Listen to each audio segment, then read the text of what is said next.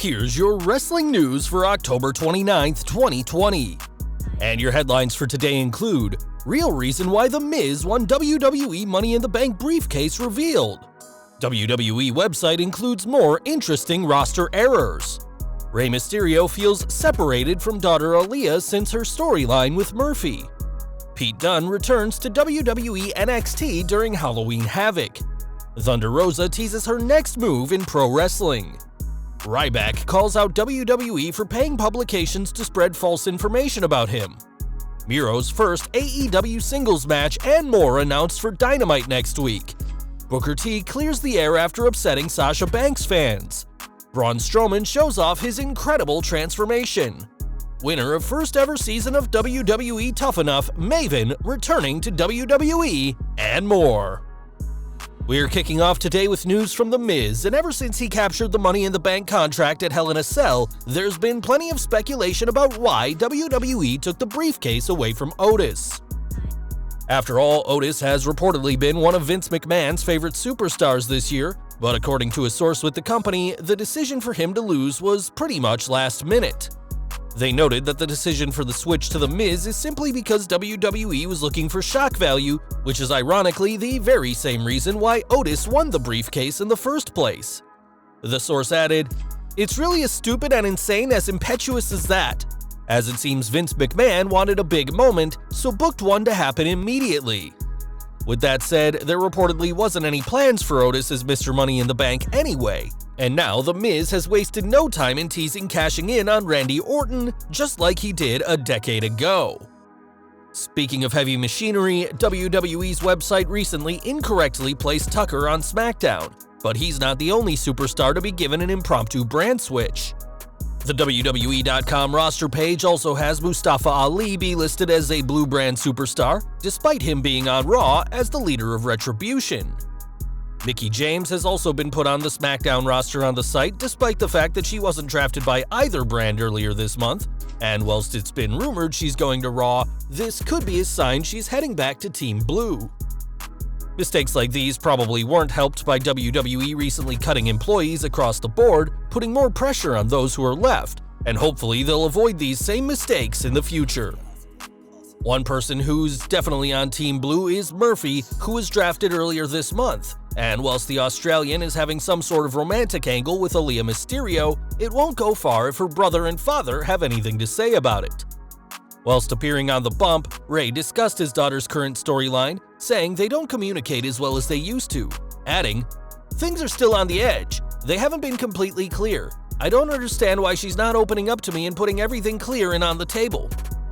We'll have to see where WWE goes with Murphy and Aalyah Mysterio, as there's rumors the company will offer her a deal when the time is right. But for now, this storyline has clearly captured the interest of the WWE Universe. We've got some sad news to report next, as Tracy Smothers has died at the age of 58. A staple of promotions including WCW, ECW, Smoky Mountain, and the WWF, Smothers helped influence so many careers before his death yesterday after a long battle with cancer. The pro wrestling community were quick to react online to this tragic passing, with Cowboy James Storm referring to Smothers as one of the best. NWA champion Nick Aldis described Smothers as a real character, whether in the ring or out of it, whilst Bobby Fulton thanked him for the years of friendship. Both WWE and AEW also posted their own tributes to Smothers on social media, as he clearly had an impact on a lot of people. Smothers battled cancer for over a year prior to his passing, and we at Slatrock would like to send our deepest condolences to Smothers' family, friends, and fans at this sad time.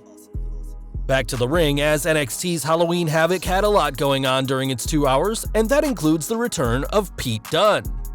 Due to being stuck in the UK thanks to the ongoing situation, Dunne had to forfeit his half of the tag team titles back when he was the champions with Matt Riddle in March, but now he's back in a major way. Not only did he return, but he aligned himself with Pat McAfee and the current tag champions Oney Lorcan and Danny Burch as he attacked Kyle O'Reilly and broke his fingers. McAfee has quite the formidable stable now, and time will tell how the rest of the Undisputed Era react to this attack on one of their own. Now, Thunder Rosa recently dropped the NWA Women's title to Serena Deeb, and whilst this loss must have hit her hard, she's now having fun with the rumors about what's next. In a recent video, Rosa asked the Dirt Sheets what's next for her, implying that they'll know what'll happen in her career better than she does, and started to pull down her trunks, revealing AEW, WWE, and NWA written on her hip. Rosa's success in the NWA is well documented, and she's worked well with AEW during her appearances. As for WWE, Rosa did have a tryout there, albeit as a referee, and even that was cancelled due to a hurricane. But for now, the only person who knows what's next for Thunder Rosa is the woman herself, and it seems she's not ready to tell the world of her plans just yet. Back to WWE, and Ryback's issues with WWE are well documented, as he's had issues acquiring the Ryback name and has even called Vince McMahon a pimp, and now he's made another big accusation against the company. On Twitter, the former WWE star said WWE has fed false articles about him to online publications, and cited a Collider article about wrestlers who are LGBTQ+, which implied that Ryback was in a gay relationship with Paul Heyman. Of course, there's no actual proof that WWE fed this line to Collider, and the image was more than likely chosen for clickbait reasons, but with the big guy saying he's added Collider to a list with his attorney, it's clear that Ryback is holding both the news site and the WWE responsible. AEW news next as Brody Lee entered the company as the Exalted One, with promos that seem to parody Vince McMahon, and now he's opened up about these skits. During AEW Unrestricted, the former TNT champion explained how the promos proved to be detrimental to his career with the company, saying, "That's all people talked about for the first 3 to 4 weeks of my AEW career, and that became, I think, detrimental to me. So I tried to get away from the stuff that they were saying, so as opposed to a multicolored suit, I now went with a full tailored to me that I don't think looks like a Vince McMahon or anybody else." Lee added that he now has a bi-monthly routine of getting a suit made, which clearly will cost a lot of money, though the former champion clearly feels it's worth every penny to stop the comparisons to the chairman of WWE. More from AEW as Chris Jericho will face MJF at Full Gear next week, with a huge stipulation added to the match. During this week's Town Hall meeting, it was decided that if MJF wins, he'll become the newest member of the Inner Circle. And whilst the other Inner Circle members may not want him in, they may not have a choice come November 7th. Speaking of Full Gear, the dream match between FTR and the Young Bucks will finally happen on that night, and now a stipulation has been added to this World Tag Team title match. On this week's AEW, it was confirmed that if the Bucks win, they'll be the new Tag Team Champions, but if they lose, they can never challenge for the titles again. This is a similar stipulation as what Cody Rhodes did with the AEW World Championship, and hopefully the Bucks will avoid a similar fate as Rhodes, who will never become AEW champion. Before Full Gear, we've got one more episode of AEW Dynamite, which will see the in-ring singles debut for Miro. On the show, Miro will face Trent, whilst Shawn Spears vs Scorpio Sky will also go down. MJF will team with Wardlow to face the Inner Circle's Santana and Ortiz, and Cody and the Gun Club will face Preston Vance, Colt Cabana, and John Silver. Eddie Kingston and Jon Moxley will have some time to go face-to-face, as it's gonna be a stacked go-home edition of Dynamite before Full Gear. Now, it's no secret that wrestling feuds, both real and kayfabe, can happen on social media, and now this has led to the Road Dogg giving up Twitter. After agreeing with a fan posting anti-mask rhetoric, the WWE producer was confronted by Shane Helms, who gave a comparison to comments about not wearing masks, saying that even though people die wearing seatbelts, they still increase your odds of not dying. Road Dogg didn't exactly help matters, saying they should agree to disagree. The former Hurricane fired back, saying he'll agree that James doesn't understand statistics and disagree that the Road Dogg is using common sense. This proved to be the end for the DOGG, who said he's leaving Twitter, though his account hasn't been deactivated. It's interesting that Road Dogg is agreeing with anti-mask rhetoric, especially after reports that NXT superstars were getting frustrated with so-called truthers backstage, and it certainly seems like the former tag team champion is one of them. Back to WWE as Sasha Banks captured her first SmackDown Women's Championship at Hell in a Cell, but Booker T was betting on Bayley.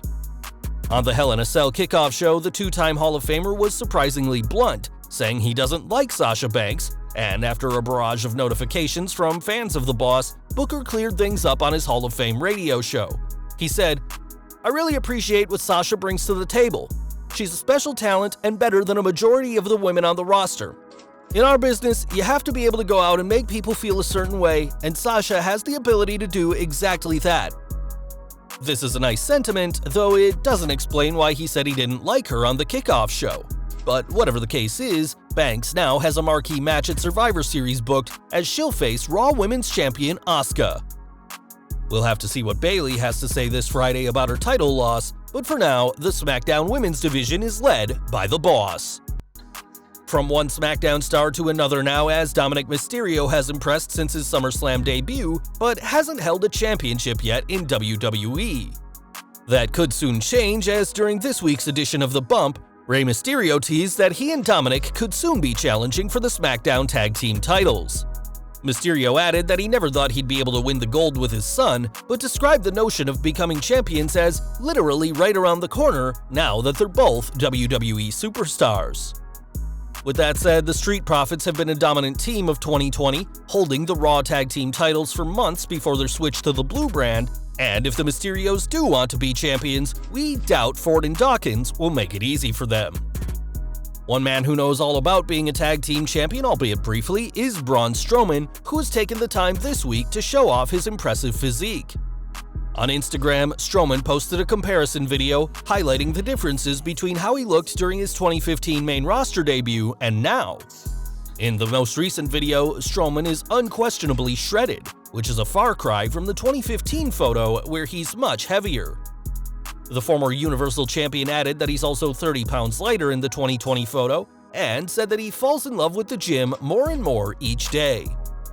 The number 6 pick to Raw during the second night of the WWE Draft, it seems like Strowman has entered a feud with Keith Lee.